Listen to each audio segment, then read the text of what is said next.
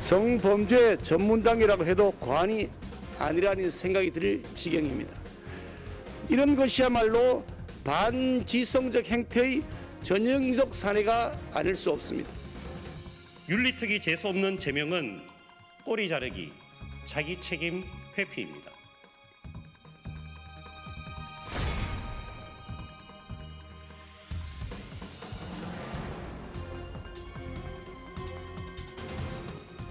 민주당은 그나마 소설 중이지만 국민의힘은 지금도 흥미난 중입니다. 국민의힘은 우선 이준석 당대표를 징계하십시오. 최소한 그 정도 조치는 해야 민주당을 비판할 자격이 있습니다.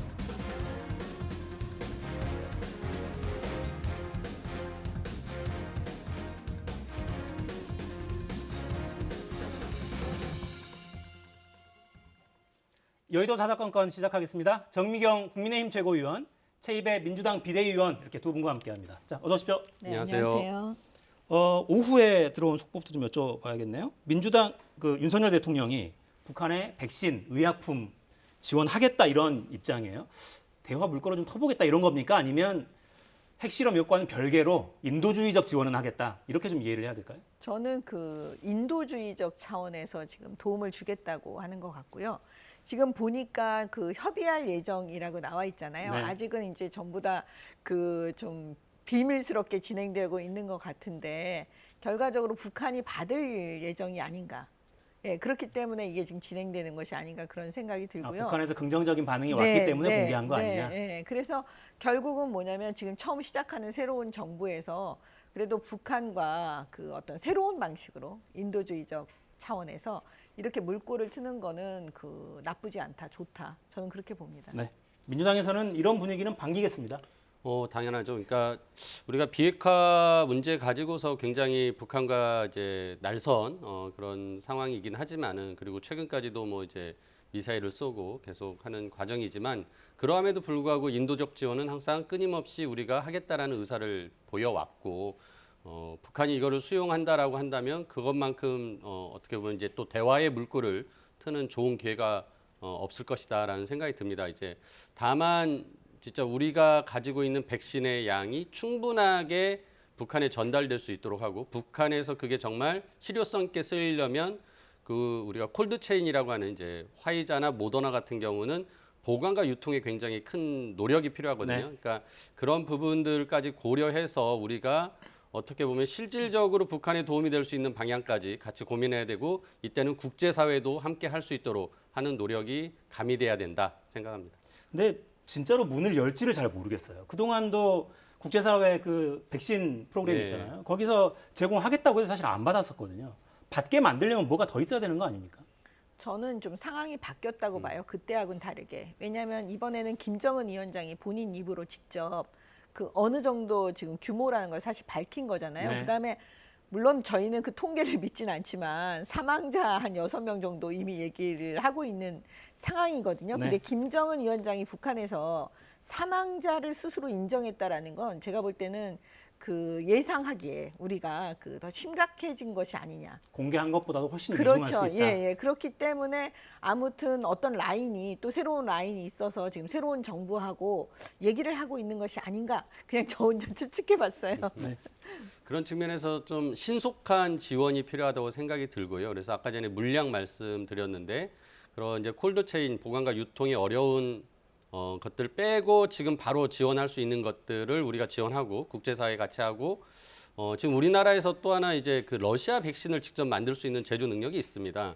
물론 WHO에서는 이제 승인하지는 않았지만 실제 러시아에선 사용하고 있고 또 중국도 중국 자체 백신을 사용하고 있거든요. 그래서 러시아나 중국의 협조까지 얻어가면서 우리가 빠르게 지원을 해서 아무튼 북한에서 최대한 사망자들이 나오지 않게 그리고 확산을 줄일 수 있도록 노력해야 된다라는 생각입니다. 네.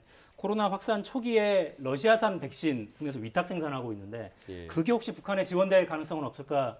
제가 열심히 취재했던 기억이 나네요. 네. 만약에 그게 된다면 또 계기가 될지도 모르겠습니다. 북한이 호응할지 또 좀 지켜봐야 되겠습니다. 자, 우리 정치권 현안으로 좀 넘어가죠. 민주당 이야기부터 곤혹스러울 이야기를 좀 해야겠습니다. 네. 최고위원 비대위 회의에서 예. 논의가 됐죠. 예, 어떤 배경에서 이렇게 결정이 된 겁니까? 일단 저희가 그 윤리감찰단이라고 해서 사실관계를 파악하는 조사하는 기능을 하는 기관이 있습니다. 당내에.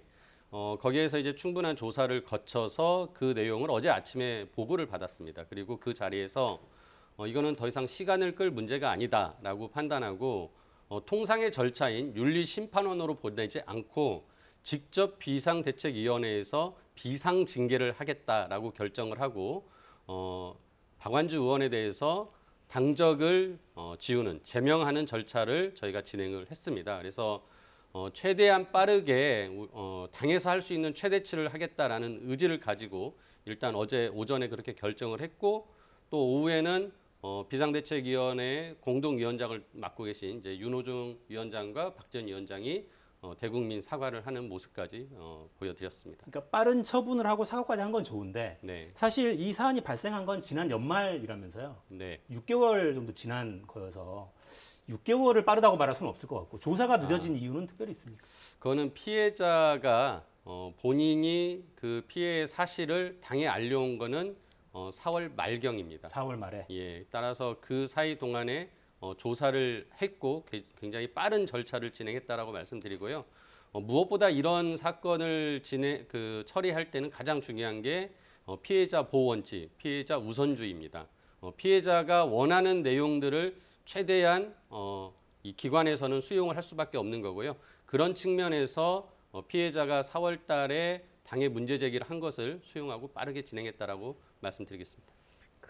저는 이제 은폐하지 않았느냐 박완주 의원이 이런 의혹을 사실 만들어낼 수 지금 있어 버렸어요. 여러 가지 상황이. 왜냐하면 시간 때문에. 네, 시간 때문에. 왜 그러냐면 지금 대선이 있지 않았습니까? 그러니까 분명히 피해자 측에 얘기했을 거예요. 대선인데 뭐 선거 망치려고 하냐, 조용히 해라, 뭐 이런 얘기도 했을 거 아니에요. 상상을 해보면. 그다음에 지금 나와 있는 게 뭐냐면 그 면직이요. 이 친구가, 이 피해자가 이제 하지도 않았는데 본인의 의사와 상관없이 대리 서명해서 면직시키려고 했다는 거 아니에요? 말하자면 사직서를 내게 만들었다. 지금 이런 거 아니겠어요? 그러면 이런 정황으로만 봐도 하나를 보면 열을 안다고 과연 이 박완주 의원이 그 피해자에게 어떤 일을 했는지 저희는 알고 싶은 거예요, 사실은. 그러니까 피해자를 진짜 생각한다면 지금 그 비대위원장이 젊은 여성 정치인 아닙니까? 저는 진짜 잘하기를 바라는 마음이에요. 그러니까 그분이 여기서 더 세게 나가야 된다고 생각해요. 그러니까 기존의 여의도 문법, 여의도 정치에 스며들지 말고 단순히 당의 제명이요. 이건 맨날 늘 하던 거거든요. 이렇게 하지 말고 칼을 더 들이대야 됩니다. 뭐냐, 국회의원직을 제명시키는 그 절차에 들어가면 저는 굉장히 신선하다. 예, 젊은 그 비대위원장답다라는 생각이 들 것 같아요. 국회 윤리위에 당 차원의 제소를 하는 방안. 그렇죠. 왜냐하면 국회의원 제명을 시키려면 사실 윤리위를 거쳐서 이제 제명의 단계로 들어가는데 지금 현재 다수당이 민주당이잖아요. 검수완박 어떻게 처리하는지 우리가 다 봤거든요. 그러면 검수완박 처리하듯이 사실은 이거를 갖다가 일사천리로 국회의원 제명 그 절차에 돌입해서 그 결과를 보여주시면 제가 볼 때는 만약에 그렇게 해서 지금 문제가 되는 서너 분을 정리를 하잖아요. 그러면 지방선거에 의외로 이 지금의 이 나쁜 이런 상황을 돌파할 수 있지 않을까 그렇게 봅니다. 네, 다른 분 이야기는 잠시 후에 하기로 하고 이 요구는 어떻게 좀 보고 계십니까?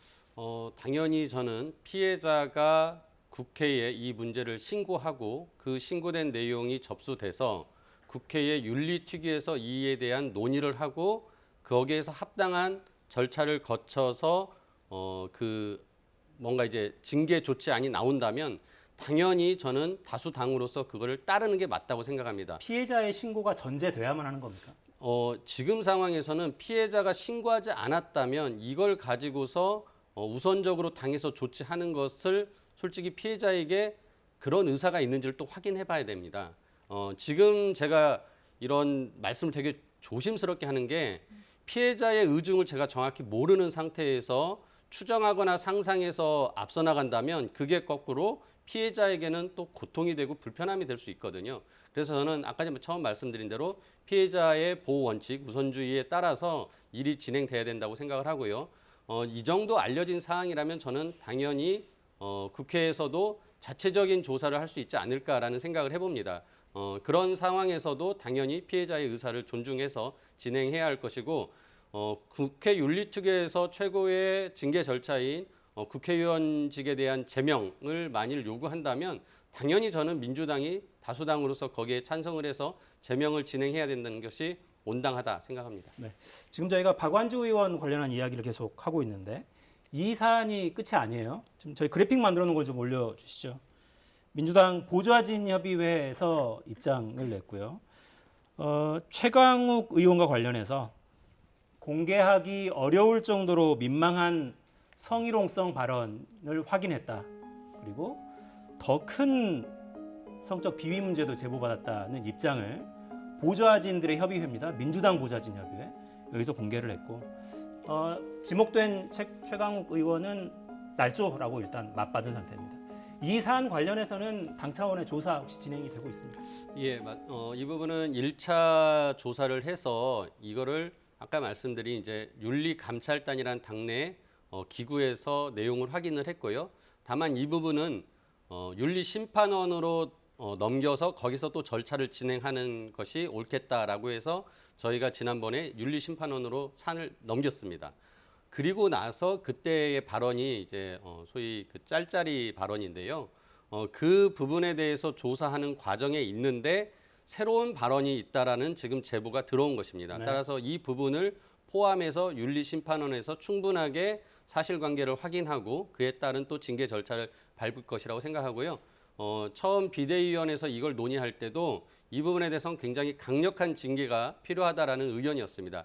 하지만은 이게 우리가 법원에 가서도 3심을 하는 제도가 있지 않습니까? 그런 것처럼 당내의 어떤 징계를 결정하는 과정에 있어서도 충분하게 또 가해자나 또는 피해자의 소명의 절차가 필요하기 때문에 그 부분을 확보하기 위해서 윤리심판원의 절차를 밟기로 했다라는 것을 말씀드리겠습니다. 네, 저희 그래픽 만들어 놓은 거 하나 더 있죠? 다음 그래픽을 보고 좀 마저 말씀 나누겠습니다. 네, 저 김원희 의원 지역 보좌진들 사이에 성폭행 사건이 있었고요. 성폭행 사건의 피해자가 2차 가해와 관련한 2차 피해를 주장하고 있는 상황이에요. 김원희 의원 측근들로부터 합의를 종용받았다. 이런 취지의 주장을 하고 있고 김원희 의원은 일단 윤리감찰단의 조사가 필요하고 응하겠다라는 입장은 제시를 하고 있습니다. 이것도 역시 윤리감찰단의 조사를 진행할 계획이고요. 그렇습니다. 네. 예. 어떻게 보고 계십니까? 저는 평소에 민주당은 성인지 감수성이라는 단어를 굉장히 강조해 왔어요. 그러면 결국은 피해자의 입장에 서겠다라는 거잖아요. 근데 지금까지 박원순 시장 건에서 우리가 보았듯이 민주당이 보여준 게 뭐냐면 가해자 입장에서 늘 얘기를 했던 거예요. 예를 들면 피해 호소인, 피해자를 갖다 피해 호소인으로 부른다는 건 가해자 입장에서 얘기하는 거죠. 그래서 2차 가해 문제가 나오고 있잖아요. 지금도 마찬가지입니다. 성범죄면 성범죄지 성비위가 뭐예요? 저는 처음 들어봐요. 성비위 이런 거를. 그렇기 때문에 민주당이 아직도 저는 반성하지 못하고 있다라고 보고 있고요.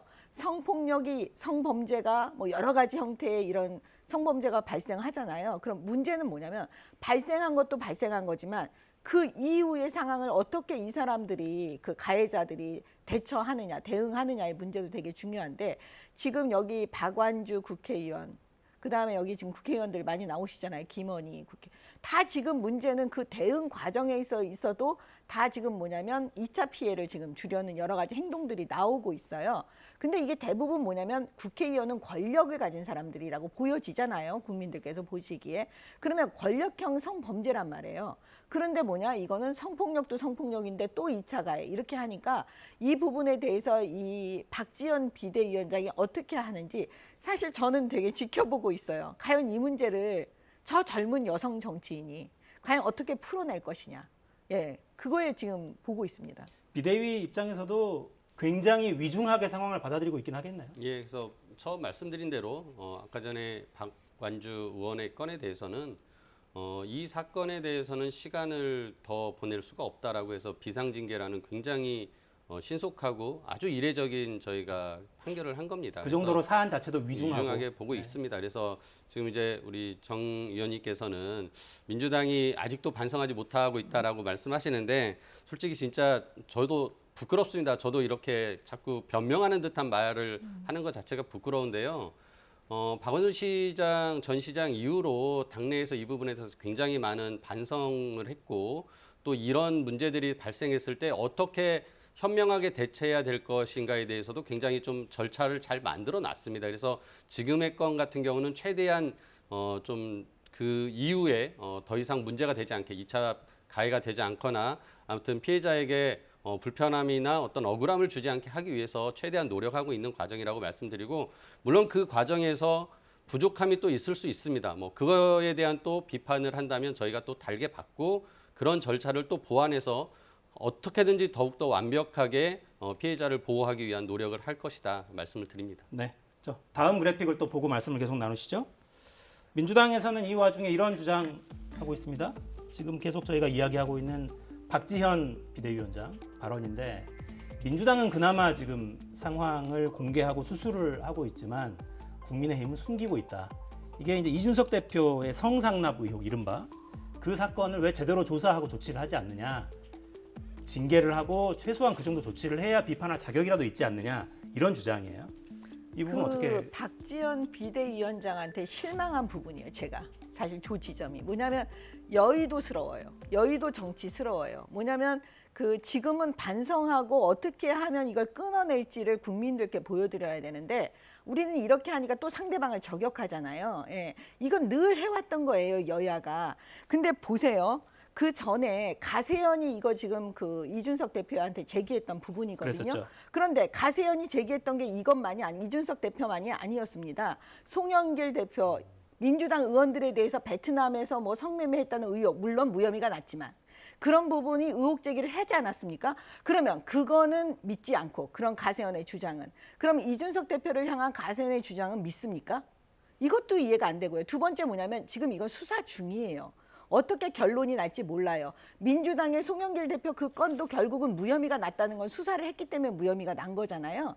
그렇기 때문에 이 과정 중에 있는데 이렇게 지금 그 제기하는 거 이거는 별로 좋지 않고 그다음 또 한 가지 말씀드리는 거는 뭐냐면 그 성범죄와 이 성매매는 틀린 거예요. 예. 그리고 뭐냐면 지금 이준석 대표에 대해서는 수사 중이지만 피해자가 없어요. 근데 지금 이 성범죄는 다 피해자가 있다니까요. 그래서 우리가 2차 가해에 대해서 조심스럽게 생각하는 거잖아요. 근데 이런 거에 예민한 우리 박지원 비대위원장이 이거를 그냥 물타기 해버리는 거예요. 섞어갖고 얘기하는 거예요. 이 부분은 되게 예민한 지점이기 때문에 더 예민하게 말씀해 주셨다면 저희는 되게 좋았을 텐데 좀 아쉬워요, 사실. 네. 뭐 저 지적도 저는 전적으로 수용합니다. 안 되는데요, 자꾸 그러니까 수용을. 반성을 네. 하고 잘못에 대해서 네. 반성을 하고 사죄를 하고 국민들에게 용서를 빌었다면 더 이상 군더더기가 있어서는 안 됩니다. 깔끔하게 잘못한 것을 인정했으면 상대방의 또 잘못을 끄집어낼 이유가 없거든요. 근데 저는 이런 측면에서 오늘 박지원 공동위원장이 저렇게 발언한 것에 대해서는 좀 안타깝다. 오히려 이 부분에 대해서는 우리가 말을 한마디라도 덜 하려는 노력을 해야 되는데 이거를 또 정치적 공세로 저쪽에서 정치적 공세로 한다고 해서 우리도 또 정치적 공세로 받아들이면 안 된다. 그리고 저는 뭐 오늘 이 자리도 굉장히 불편한데요. 이런 주제를 가지고 방송에서 얘기하는 것 자체도 굉장히 적절하지 않다는 생각을 합니다. 왜냐하면 이런 사안을 가지고 계속 정보가 더 많이 나올수록 사람들은 더 입에 올리기 마련이고 그게 구설을 만들어내면서 결국 피해자에게는 더 마음이 불편하게 만들어지는 상황을 연출하는 것이거든요. 그래서 저는 사회적으로도 이런 부분에 대해서는 우리가 조금이라도 말수를 줄이는 것이 가장 바람직하고 정쟁으로 삼기보다는 그냥 좀 묵묵히 지켜봐 주시고 혹시라도 중간에 잘못된 절차로 간다거나 정말 올바르지 않은 처리를 한다면 그때 좀 따끔하게 말씀해 주시는 게 더 바람직하지 않을까 생각을 합니다. 네. 예. 자, 그 비판은 저도 경험을 좀 받아들이고 방송을 진행하는 입장에서 박지원 비대위원장이 당으로 들어오기 전에 했던 활동이 추적단 불꽃이었죠. 네. 그 온라인 성범죄를 추적하고 고발하는 그 역할을 했었기 때문에 당내에서 벌어진 이런 구체적인 성범죄 이 부분을 어떻게 대응하는지는 아마 여당뿐만 아니라 국민도 지켜보고 있을 것 같아요. 지방선거도 다가와 있고요. 지켜보겠습니다. 자, 주제를 좀 바꿔보죠. 주제를 바꾸는데 이것도 또 뭐 썩 좋진 않네요. 아름답진 않네요. 김성회 대통령실 종교다문화 비서관. 이 문제는 오늘 공개 발언을 좀 하신 것 같은데요. 어떻게 풀어가야 됩니까? 제가 방송에서 얘기를 했습니다. 네. 저는 이제 공직자가 되면 사실은 그 말에 대한 이 언어에 대한 부분에 대해서 진짜 예민해지셔야 됩니다. 왜냐하면 이 말로 인해서 국민들한테 이 피해를 줄 수가 있잖아요. 국민들이 힘들어하시게 되면 안 되잖아요. 왜냐하면 국민의 종복이 되겠다고 그러고 나는 국민을 위해서 봉사하겠다고 하셨는데 자꾸 말로 설화를 일으켜가지고 국민을 힘들게 하는 건 맞지 않다. 그래서 저는 사실 이 부분은 정리가 돼야 된다라고 생각을 해요. 빨리, 신속하게. 그리고 두 번째는 뭐냐면 문재인 정부하고는 달라야 된다. 왜냐하면 문재인 정부 때 저희는 탁현민 씨에 대해서 되게 힘들었거든요. 그 설화나 여러 가지 그 과거에 본인이 책에서 했던 얘기들 이런 여러 가지 것 때문에 너무 힘들었기 때문에 저희는 반면 교사를 삼아서 이런 부분에 대해서는 새로운 정부는 이건 아니다 싶었을 때는 단호하게 딱 아닌 걸 보여주시기를 저는 희망합니다. 네. 자, 김성회 비서관이 했던 발언들 뭐 많이 공개가 돼서 새삼스럽게 보여드릴 필요는 없을 것 같기도 합니다만, 네, 지난해 3월에 SNS에는 이런 글을 썼고요. 조선시대 절반의 여성이 성노리개였다. 관련 논문이 있다고 주장했지만 논문 저자로 지목된 분에게 KBS가 직접 취재했더니 그런 논문 쓴 적이 없다는 발언까지 나왔고요. 어제 사과하면서 쓴 글이 또 이렇습니다. 읽어드리진 않겠습니다. 오늘 오전에 아마 정리할 거다라는 보도가 잇따랐는데 오늘 오전에 대통령실 공지는 당사자가 사의를 표명한 적이 없고 거취도 정해진 바가 없다라는 오전에 공지가 나왔고요. 오후에 대통령실 대변인이 브리핑도 했는데 브리핑 과정에 기자들 질문에도 아직 상황 변화가 없다 이렇게 답했습니다. 안고 관련하 싶기도 해요. 이쯤 되면. 근데 진짜 저는 정미경 의원님 말씀하신 것처럼 빨리 정리를 해주셔야 되거든요. 그러니까 지금 이분뿐만 아니라 우리가 장관, 내각의 후보자들 사이에서도 문제됐던 분들이 많이 있었습니다. 지금 총리 인준을 못하고 있는데요. 저는 총리도 굉장히 부적격한 인물이다라는 생각을 합니다. 그러니까 뭐 그 이유가 뭐 여러 가지 인사청문회에서 나왔지만 저는 딱 하나로 꼽는다면 이분이 이제 공적 영역에 있다가 사적 영역으로 이제 넘어가신 겁니다. 그래서 더 이상 공적 영역으로 오실 생각이 없으셨던 분 같아요. 그러니까 굉장히 그 공적 영역에서 얻은 사회적 자산과 네트워크를 이용해서 많은 그 경제적 이익을 향유하셨죠. 근데 이분이 다시 사람이 없어서인지 다시 공적 영역으로 불러들여 왔는데 그런 측면이 저는 이제 우리 기득권, 특권화된 그 고위 공직자들의 어떤 가장 잘못된 행보를 다시 만들어주는 것 같아서 저희가 부적격이라는 이유로 이제 지금 인준을 못하고 있는 상황인데 이런 상황에서 계속 그 청와대의 비서관들의 지금 인선이 나오고 있는 과정에서 문제되는 분들이 나오고 특히나 국민적 눈높이나 공감대를 전혀 그 충족하지 못하는 분들, 특히 이 김성애 비서관 같은 경우는 뭐 앞서 발언도 그렇지만은 이게 어떻게 보면 기존에 지금 국민의힘 당에서도 좀 끊어내려고 했던 그 태극기 부대와 또 연관이 돼 있거든요. 이분이 그 정경훈 목사가 하는 그 만든 자유일보라는 네. 정광훈 목사가 만든 자유일보라는 거기서 논설위원을 하면서 여러 가지 또 문제된 발언을 하지 않았습니까? 그래서 저는 국민의힘이 좀 과거의 어떤 잘못된 것과 단절시키기 위한 노력을 한다면 진짜 김성애 이 비서관 같은 경우는 빠르게 정리를 하는 게 맞다 네. 생각합니다. 비서관 관련해서 한 분 이야기가 더 나오죠. 윤재순 대통령실의 총무비서관입니다. 이분이 검찰에서 같이 지금 윤석열 대통령과 검찰실에 같이 활동을 했었는데 검찰 재직 시절에 성비위로 2차례 징계를 받은 사실이 그러니까 아마도 검찰 조직 내에서 공식적으로 주는 징계 형태는 아닌 모양인데 기록이 남는 어쨌거나 성비위가 2차례 적발이 됐고 경고든 뭐든 아무튼 징계를 받은 적은 있는 걸로 보입니다.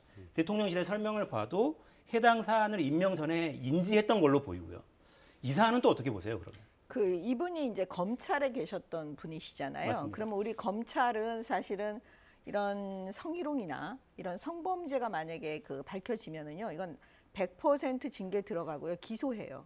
스스로 기소해요. 경찰에 내려보내지 않아요. 그런데 이 부분은 지금 정식 징계 절차를 밟은 게 아니고 그 경고를 했다는 거잖아요. 경고라는 건 그러니까 그 당시 상황 자체가 그 이해될 수 있는 상황이었다, 좀 실수였다. 이렇기 때문에 아마 경고를 했을 거. 이거는 제가 내용을 모르지만 그냥 미루어 짐작컨대. 언론 보도는 구체적으로 나옵니다, 정말. 예, 술자리에서 근데 뭐 볼에 입을 예, 맞추거나. 그런데 뭐 하여튼 그 구체적으로 아무튼 이건 수사를 네. 하는 지금 상황은 아니니까요. 그러니까는 그 경고를 했다는 건 그 당시 상황을 보고 이제 경고를 하고 정식 징계 절차를 밟지 않았다는 거거든요.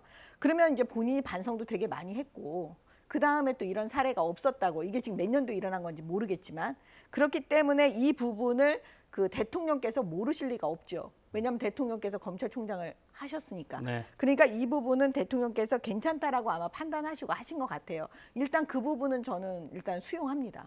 왜냐하면 더 이게 구체적으로 아직 지금 사건 내용이 나와 있지 않기 때문에. 예.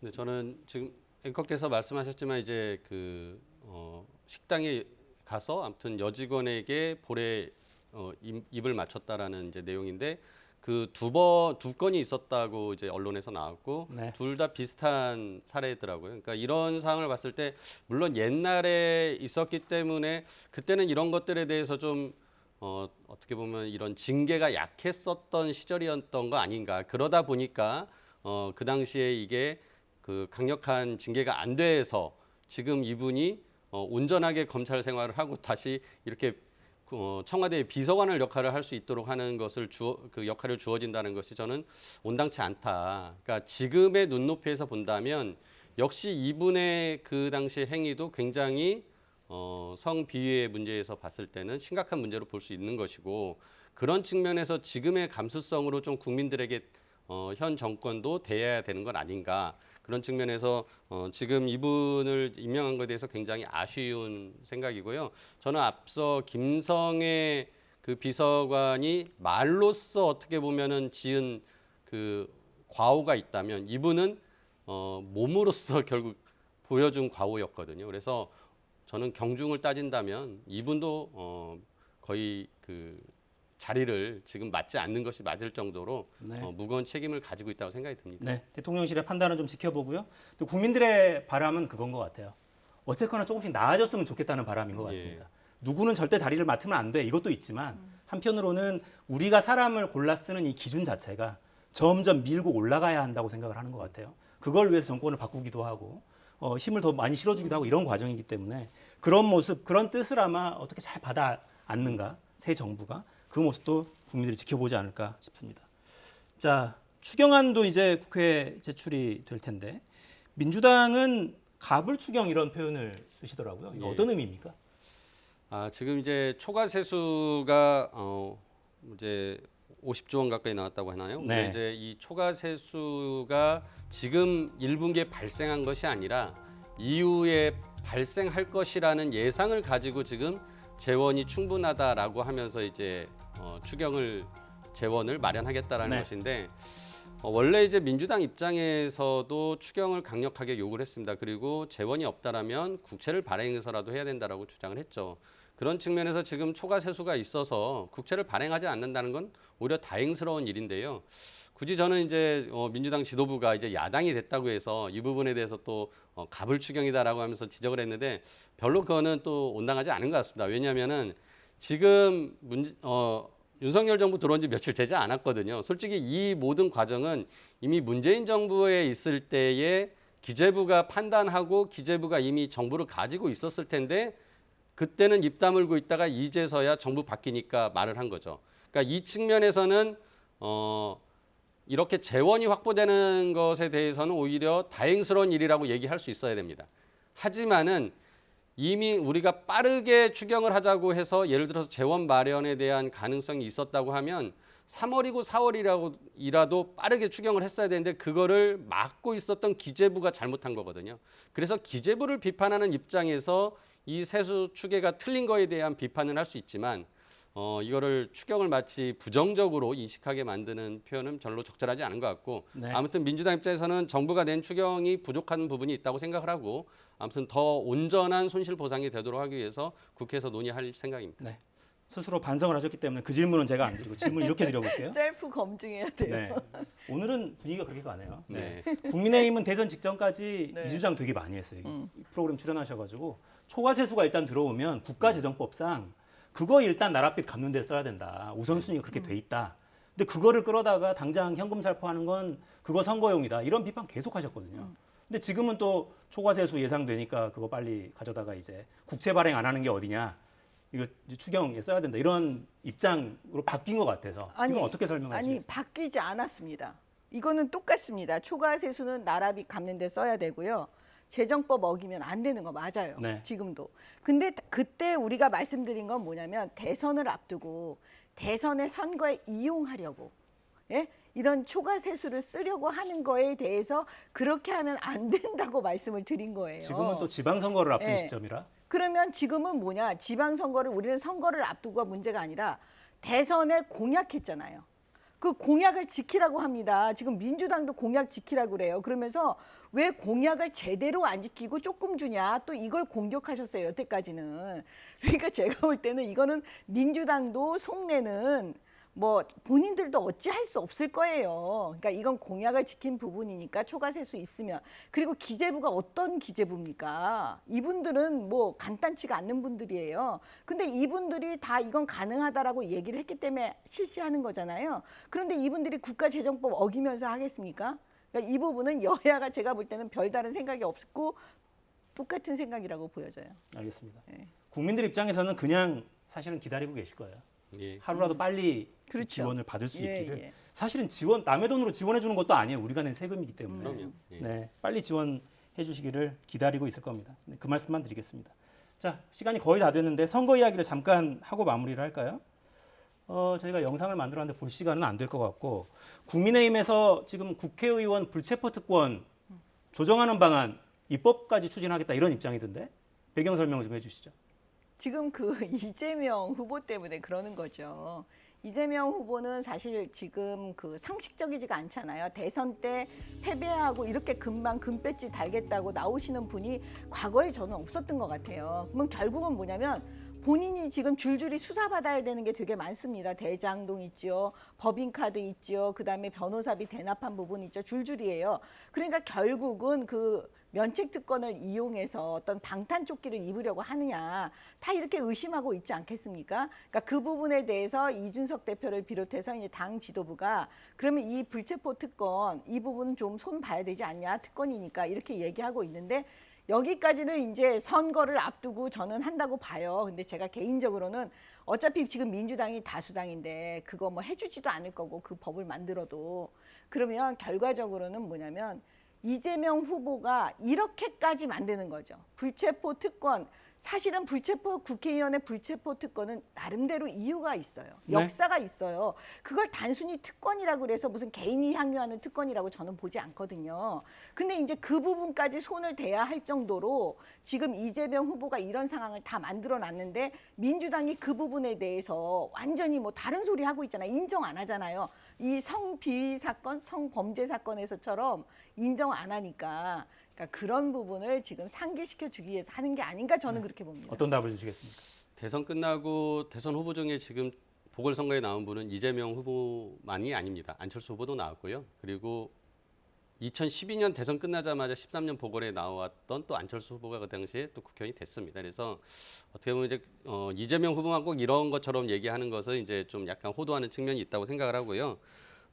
이재명 후보가 물론 지금 대선 기간에 나왔던 여러 의혹 때문에 경찰 수사나 검찰 수사가 진행되고 있는 건 사실이고 그런 부분이 또 저희가 보기에는 과도한 측면이 있습니다. 그런 측면들을 어떻게 보면 이제 그러니까 수사 과정이나 법원 가서 뭐 충분히 밝히면 될 일이고요. 그리고 이 불체포 특권을 누리기 위해서 국회의원이 되려고 한다는 거는 말이 안 되는 게 이미 20대 국회나 21대 국회에서 회기가 아닌 기간에는 국회의원들을 체포해가지고 지금 법적 처벌을 받게 한 경우들이 있었습니다. 네. 그래서 마치 이재명 후보가 나와서 불체포 특권으로 누리기 위해서 국회의원 된다 이런 논리는 정말 왜곡된 사실이다라고 말씀드립니다. 알겠습니다. 선거가 다가오긴 다가옵니다. 네. 불가능한 이야기를 하면서 상대를 비난하는 이런 상황이 되는 걸 보면 선거가 다가오긴 다가와요. 마무리하겠습니다. 최입의 정미경 위원이었습니다. 두 분 감사합니다. 감사합니다.